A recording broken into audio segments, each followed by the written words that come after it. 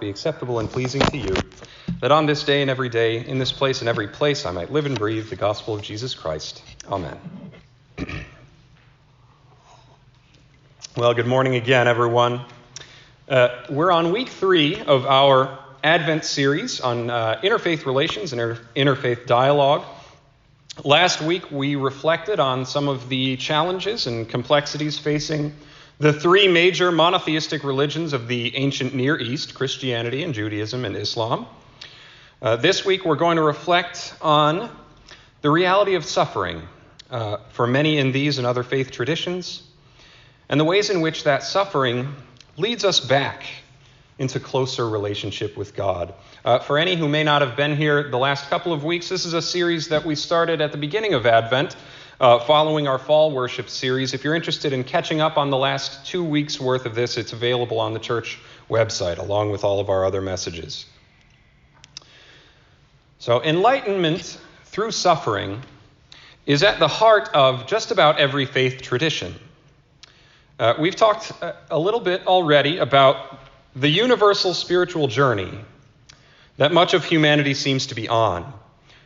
There is a common thread across these faith traditions of people and communities like ours and like us seeking after God's presence, often directly in response to experiences of suffering or isolation or persecution. When we suffer, the old assumptions about who we are and how we abide in the world are stripped away. The old images that we have of ourselves, previous understandings of our own status or our own identity, they become challenged and they become broken down.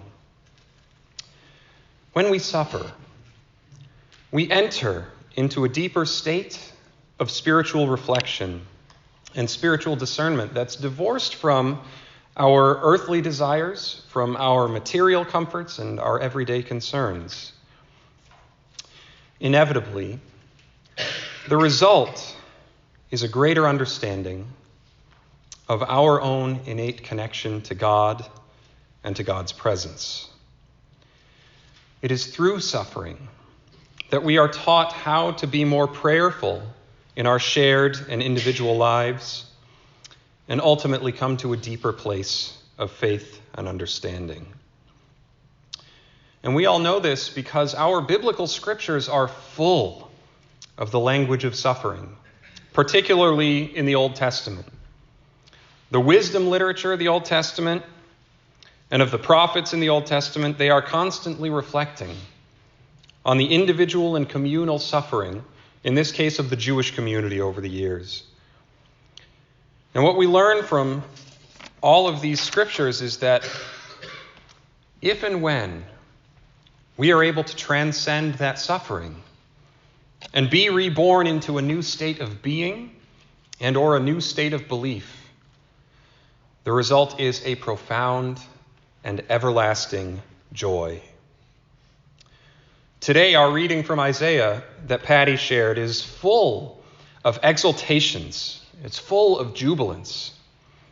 And it's a powerful testament in some ways that this reading is so joyful and it almost feels out of place in Isaiah. And that fact that it feels a little out of place is a testament to the trials and tribulations of the Old Testament prophets and of their religious community. Today's reading almost feels like a rare kind of diamond in the rough. The desert and the parched land will be glad. The wilderness will rejoice and blossom. Like the crocus, it will burst into bloom. It will rejoice greatly and shout for joy. Isaiah, at the beginning of this reading, specifically juxtaposes the language of joy with the physical landscape in which the Israelites have been wandering and abiding. The desert and the parched land are the ones that will be glad, not the oasis or the river valley. The wilderness will rejoice and blossom, not the Garden of Eden or the Delta of Egypt. The joy here in Isaiah is the joy of the sparse made plentiful, of the barren made lush, of the dry made exotic. You see, we cannot fully appreciate the joy of the redeemed, as this reading calls it, unless we understand it in contrast to our previous sufferings. Strengthen the feeble hands, it continues. Steady the knees that give way. Say to those with fearful hearts, be strong, do not fear. Your God will come. So Isaiah speaks again of steadying the knees that give way, not of those that already stand strong. It speaks of strengthening the feeble hands, not of those that are already strengthened. Those with fearful hearts are promised God's presence to be given courage and faith in the midst of darkness. The path of transformation to a place of joy and faith is necessarily one that travels from weakness and uncertainty to a better state of strength and conviction. We cannot come into God's presence with gratitude without first having experienced the illusion of separation from that presence. And Isaiah continues, the eyes of the blind will be opened, the ears of the deaf unstopped, then the lame will leap like a deer and the mute tongue shout for joy.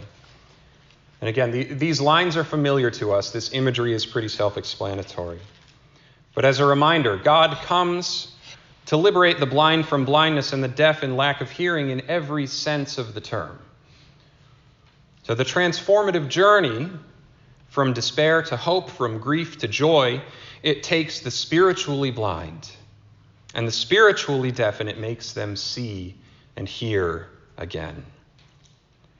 To those of us who have been unable or unwilling to realize God's presence in our lives, to those for whom God's message of salvation has fallen on deaf ears, who have been unwilling or unable to prayerfully discern God's voice in the world, this transformation, this joy will happen most profoundly.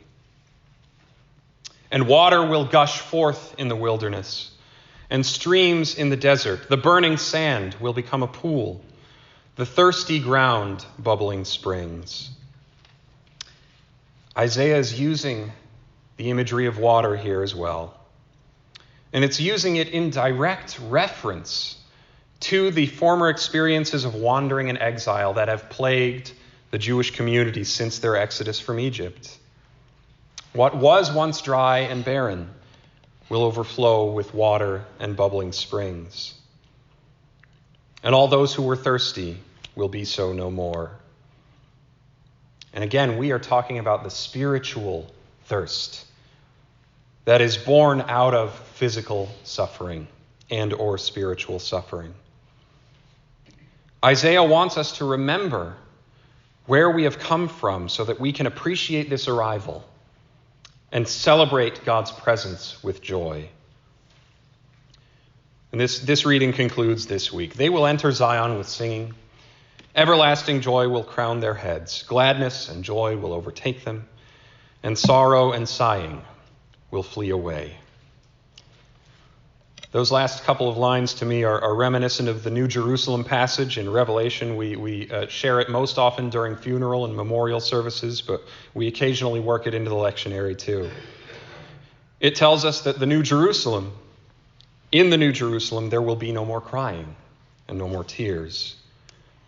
That God will wipe every tear from our eyes, for the old order of things has passed away.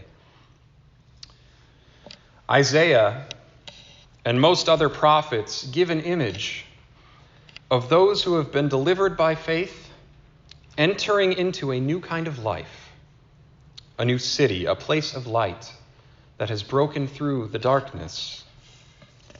Now, this refers both to this life and the afterlife. It refers both to the kingdom of heaven here on earth and the kingdom of heaven beyond. Now, there's a reason that so much of our imagery during this Advent season has to do with light and darkness. There is a reason that Christ's arrival is celebrated during the longest and darkest nights of the year. We remind ourselves of this every year, of course. Light cannot shine without darkness, and darkness cannot exist without light. It is through the darkness that the light of Christ shines brightest. And it is that darkness that gives the light more meaning. So around this, as a little aside, around this time of year, Jessica and I enjoy watching various holiday specials on TV with Amy. And I recently recalled a Disney holiday special that featured Donald Duck and his three nephews, Huey, Dewey, and Louie, celebrating Christmas together with their family. The three boys love Christmas so much that they make a wish that every day could be Christmas. Maybe a few of you have seen this. And through cartoon magic, their wish comes true.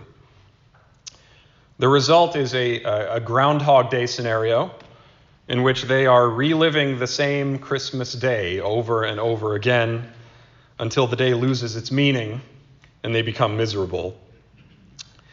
In the end, the three nephews must rediscover their appreciation of Christmas and must treat the day with the proper reverence it deserves in order to break the spell. The simple lesson, of course, is one common to many Christmas stories. Christmas happens only once a year, so that we may learn from it, appreciate it, and then keep it throughout the year. Here in the church, we call that carrying the light of Christ with us every day.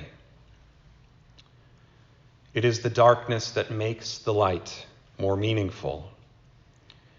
It is our suffering that makes deliverance more joyful.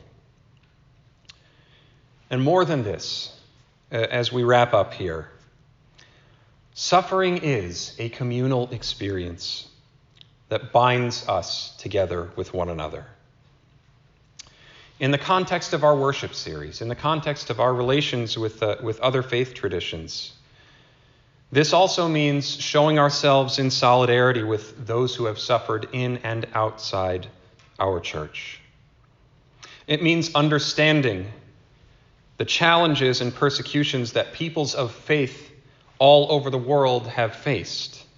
And let us be clear here again this week. Peaceful persons of all faith backgrounds have faced these challenges.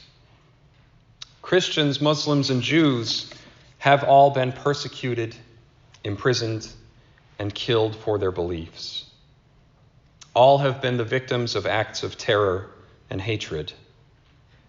And all have journeyed on this path of redemption and transformation through suffering. To compare the different forms of suffering, or to get wrapped up in any childish arguments about who has suffered more or who is to blame for it, would completely miss the point. This Advent season, as we reflect on the gift of the Christ child, we must also reflect on what has been taught and shown to us through that Christ child. Christ's birth and life and death on the cross are an exercise in, among many other things, an exercise in basic human suffering. Christ offers himself in solidarity with us and our many plights. The same is expected of us, to go and do likewise.